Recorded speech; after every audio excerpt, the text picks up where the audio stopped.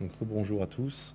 Je m'appelle Nathan Guignard, je suis en première année de thèse avec l'Université de Corse, en co-direction avec le G2E Lab à Grenoble, donc sous la direction de Christian, ici présent, et de Vincent Debuchère, qui est à Grenoble, et également contracifre avec l'entreprise Stepsol, qui a été créée en 2016 en Corse, pour un premier programme de recherche sur les micro-steps, et dont j'ai pris la suite l'année dernière, et pour les 2 prochaines années. Le titre de ma communication d'aujourd'hui est stratégie de conception d'une micro-step, donc une station de transfert énergétique par pompage de petite taille, solaire, donc associée avec du PV, en zone non interconnectée et dans le cadre spécifique de la Colombie. Et je vous expliquerai pourquoi plus tard. Le principe de la technologie, qu'on a baptisé batterie hydraulique, copyright, est donc une centrale solaire photovoltaïque qui est installée dans un village et qui permet, avec l'excès de production solaire, de faire tourner une pompe et de faire monter cette eau depuis un réservoir bas jusqu'à un réservoir haut pendant la journée et de déstocker pendant la nuit en produisant de l'électricité en turbinage. On travaille sur des dénivelés qui vont de 50 à 300 mètres et sur des bassins qui vont jusqu'à 5000 m3. On utilise pour ça des outils et des équipements qui sont plutôt rustiques et standards. Donc vous voyez en haut à droite un exemple d'installation à laquelle on a participé d'une citerne bâche. C'est une technologie qui a été développée par une société française qui s'appelle La Baronne Citaf sur le continent. C'est une poche d'eau. En l'occurrence, celle-ci fait 300 m3. On utilise également pour nos pompes et nos turbines des moteurs électriques ou des alternateurs qui sont standards sur étagère. On ne développe pas de machines spécifiques. On utilise des pompes agricoles, comme vous pouvez voir en bas à droite. On a un fournisseur qui s'appelle KSB, qui est notre fournisseur privilégié.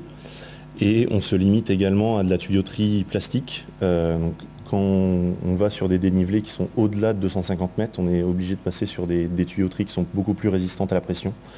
Et avec ces tuyauteries-là, c'est beaucoup plus facile du coup, à transporter et installer dans les sites isolés sur lesquels je vais faire ma thèse. Donc le choix à l'international de la Colombie, c'est un des pays sur lesquels on poursuit notre activité. Il est lié à l'histoire de Stepsol. Un des associés de Stepsol est un docteur de l'Université de Corse qui est colombien, qui est passé donc avec Christian, qui s'appelle Manuel Espinosa Lopez. Et donc on a décidé de prospecter dans ce pays en premier lieu parce qu'il présente de grandes opportunités pour les zones non interconnectées. On peut voir que les communautés sont de très petite taille. Elles sont en règle générale de moins de 150 foyers et que la production d'électricité sur place est à 94% avec des groupes diesel. Le but du coup de notre technologie est de venir remplacer ou se substituer en partie à ce type d'équipement.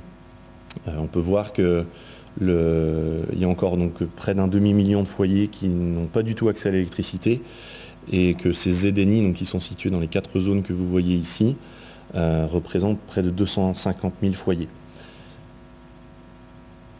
Les groupes diesel qui sont utilisés actuellement en grande majorité sont conçus pour pallier au pic de charge, c'est-à-dire au maximum de consommation du village. Ce qui veut dire que dans toutes les autres conditions, ils fonctionnent dans des rendements qui sont suboptimaux. Imaginez que vous ne puissiez conduire votre voiture qu'en 4e.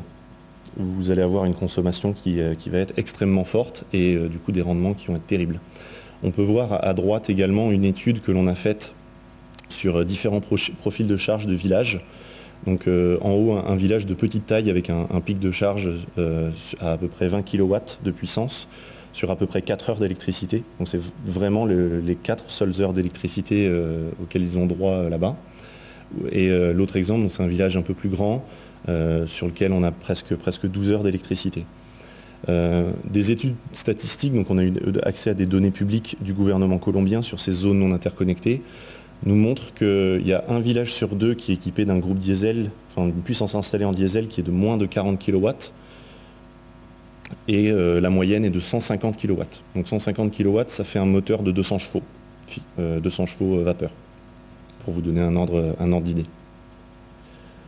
Donc tout ceci nous contraint certaines options sur notre système. Ce qu'on veut, c'est remplacer ou se substituer partiellement au diesel, donc fournir exactement le même service. On veut avoir donc des villages qui sont alimentés en courant alternatif. Il y a aussi des microgrids qui sont conçus en courant continu, mais elles sont plutôt l'exception que la règle.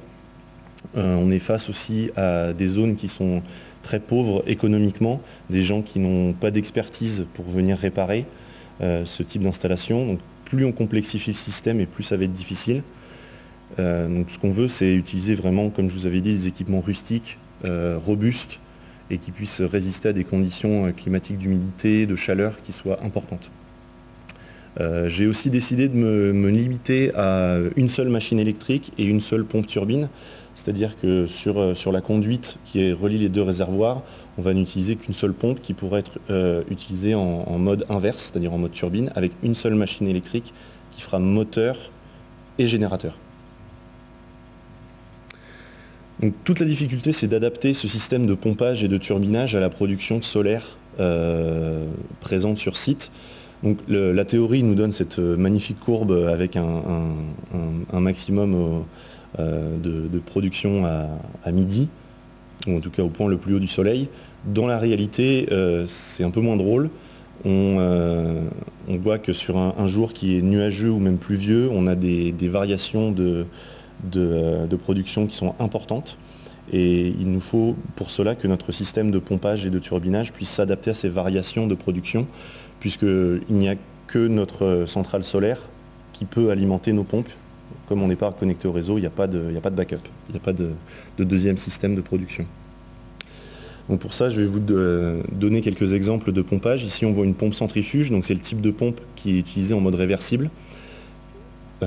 Si on branche une pompe à un réseau électrique et qu'elle tourne à la vitesse du réseau, donc l'exemple chez nous c'est 50 Hz, en Colombie c'est 60 Hz, la pompe n'a qu'un seul point de fonctionnement pour un dénivelé donné. C'est-à-dire que si la pompe peut fonctionner et pompe de l'eau à 50 mètres, elle tournera à une seule vitesse, elle tirera une seule puissance sur le réseau et elle aura un seul rendement.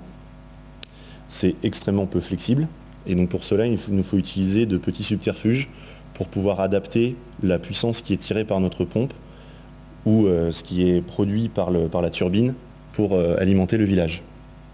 Donc la première technique, c'est une technique de laminage. Ça consiste à ajouter une vanne de régulation sur la conduite et de venir la fermer plus ou moins. Ce qu'on vient faire, c'est qu'on vient contraindre et donc augmenter virtuellement la hauteur à laquelle pomper l'eau. Donc on fait forcer la pompe de manière plus importante. Donc si je vous remets le graphe d'avant, ça correspondra à la ligne orange.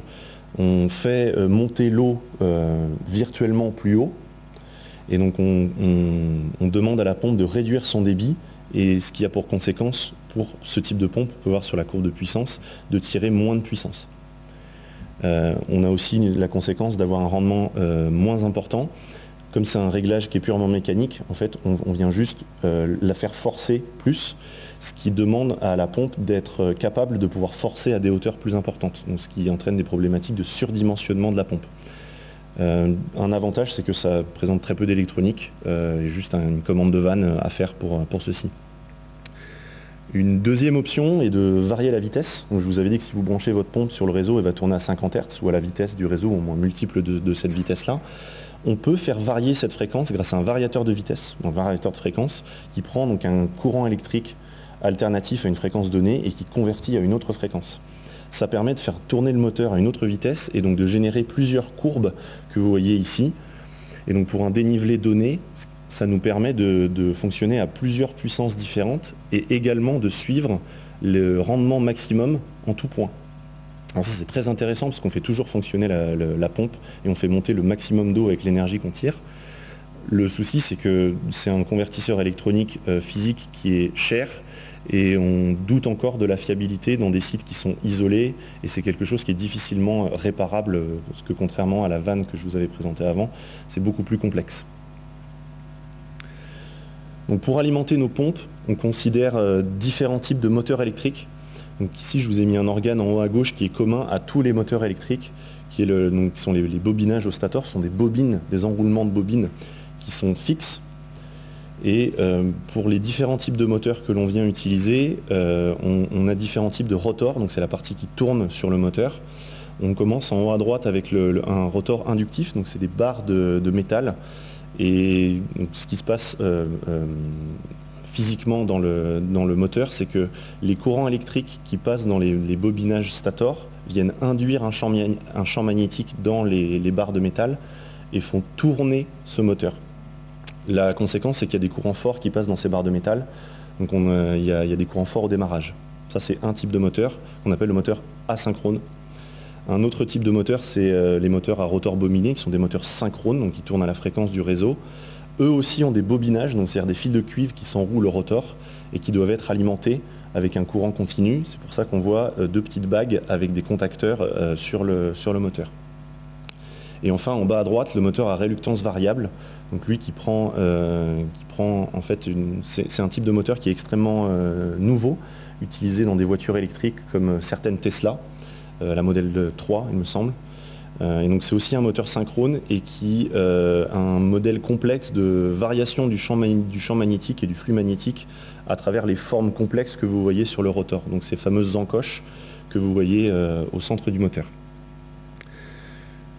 Donc on a, dans le cadre de ma thèse, j'ai fait une étude de ces différents moteurs, des avantages et des inconvénients qu'ils ont, de ce qu'ils peuvent faire par rapport à un groupe diesel qu'on essaie de remplacer. Certains peuvent produire leurs réactifs eux-mêmes, c'est-à-dire que comme les alternateurs de groupe diesel, ils peuvent créer et tenir le réseau eux-mêmes, et d'autres ne peuvent pas être sources et sont consommateurs, donc sont obligés de fonctionner en parallèle d'un autre générateur comme un groupe diesel. Ce qui veut dire que dans certains cas et dans certains villages où nous ne serons pas, par exemple, capables de pallier entièrement à la consommation du diesel, on peut fonctionner en parallèle avec un groupe diesel qui tourne toujours à côté. Ça permettra quand même de réduire jusqu'à 50% leur consommation. Donc vous voyez les gammes de rendement, également la possibilité de varier en vitesse ces différents moteurs avec les contrôles électroniques plus ou moins complexes. Et donc pour la suite de la thèse, j'ai décidé de me focaliser sur deux types de moteurs particuliers. Donc le moteur asynchrone avec un variateur qui permet donc de faire varier la vitesse de rotation, et le moteur synchrone qui lui a besoin d'un variateur uniquement pour le démarrage. Ce sont deux compromis qu'on a identifiés pour la thèse, et on va poursuivre l'étude de ces moteurs électriques dans des simulations numériques sous le logiciel MATLAB, et notamment l'extension Simscape, dont vous voyez un exemple ici. Donc c'est une façon de créer un environnement, un modèle physique sans avoir à taper des lignes de code pour simuler les machines, et on peut rentrer directement à partir de tableurs les caractéristiques de pompe, de moteur et ainsi de suite. Donc vous voyez un exemple en bas à droite. Ces simulations vont donner lieu après coup à des essais à l'échelle 1, donc comme avait précisé Christian en introduction. La plateforme PaliaORB présente différents types de stockage, et donc, dont le nôtre, qui est à l'échelle 1. Donc on a un démonstrateur de 15 kW de puissance qui est présent sur site et qui va être modifié expressément pour pouvoir fonctionner en off-grid, car ce n'est pas le cas en ce moment. Donc on peut voir sur l'image en bas à droite, la partie en bleu sur la droite, c'est les pompes solaires, donc la petite fait 15 kW et la grande 45, qui permettent de remonter l'eau jusqu'au bassin à eau. Et à gauche, la section de turbinage qui présente donc un moteur synchrone avec une pompe réversible, comme je vous avais précisé avant. Donc tout ce banc d'essai a été créé en 2017 à l'époque quand le CEA était présent sur la plateforme. Et on continue avec l'Université de Corse et le G2E Lab à travailler sur cette plateforme pour pouvoir mener à bien et pouvoir adapter parfaitement le pilotage et la conception d'un système microstep solaire à n'importe quel village isolé, qu'il soit en Colombie ou dans d'autres pays du monde. Et j'en ai fini, merci de m'avoir écouté. Si vous avez des questions.